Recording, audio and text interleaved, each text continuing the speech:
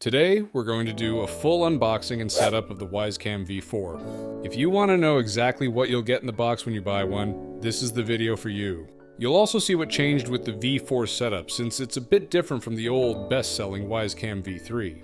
And now that you've seen the box exterior, let's get into the unboxing itself.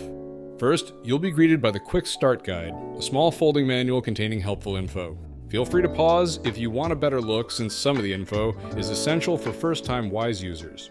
And now, here's a small cardboard compartment holding the camera, but let's save that for a bit later.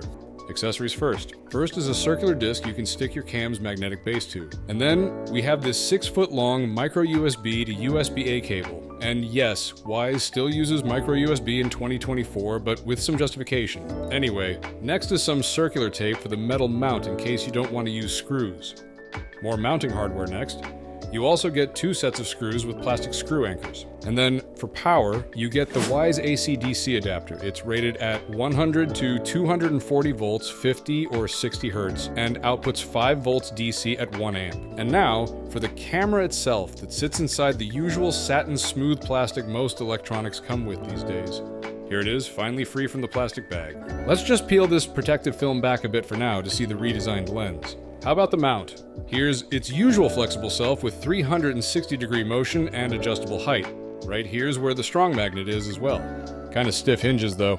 And now for a visual comparison with the old Wyze Cam V3. As you can see, it keeps the boxy design with several notable updates. One is the build quality. The plastic casing feels more durable and has a slight texture similar to one of those lifetime tables. The V4 also shares the circular design of the OG, with the built-in spotlight as well. But consider subscribing so you don't miss our full comparison between the V3 and V4. Now let's plug it in. And, of course, the USB plug won't go in the right way first try, even though I just looked at it a second ago. Anyway, here's the micro USB port. As said earlier, Wyze still uses micro USB, but it's honestly fine since the devices are low power anyway. It also saves longtime Wyze users from having to rip out or buy new cables, especially if they have dozens of cameras. I'd still appreciate if they find a way to use Type-C though. But now that we have power, let's move on to the setup. Get your Wyze app out, then tap the top left plus button. Tap cameras, then Wyze Cam V4. The front light should be blinking red if you've plugged in your camera. After tapping next, the app will tell you to press the setup button under the camera. Ready to connect. After you hear that, check the box and begin setup. And now for something different. That's right, the Wyze Cam V4 uses Bluetooth now to help connect. So turn it on your device and go back to the Wyze app. Thankfully, it doesn't take too long to pair. After it pairs, pick a 2.4 GHz network and enter the password. If you typed in your Wi-Fi credentials properly, the camera should be connecting to the Wyze Cloud. This part of the setup took some time, so we're speeding it up to make it easier to watch. But after that, you can name your device, which means we're almost at the end of the setup. Let's pick one of the default names, though you can change it later. You might be prompted with a free trial for Wyze's cloud subscription, as well as these suggestions to try, but you can skip them both. And something new to me is that Wyze now helpfully includes this installation guide. As you can see, it says to mount your camera a foot from the ceiling to avoid spotlight glare. And upon tapping next, it turns out that we're being forced into a firmware update with no way to skip it, which probably means it's crucial.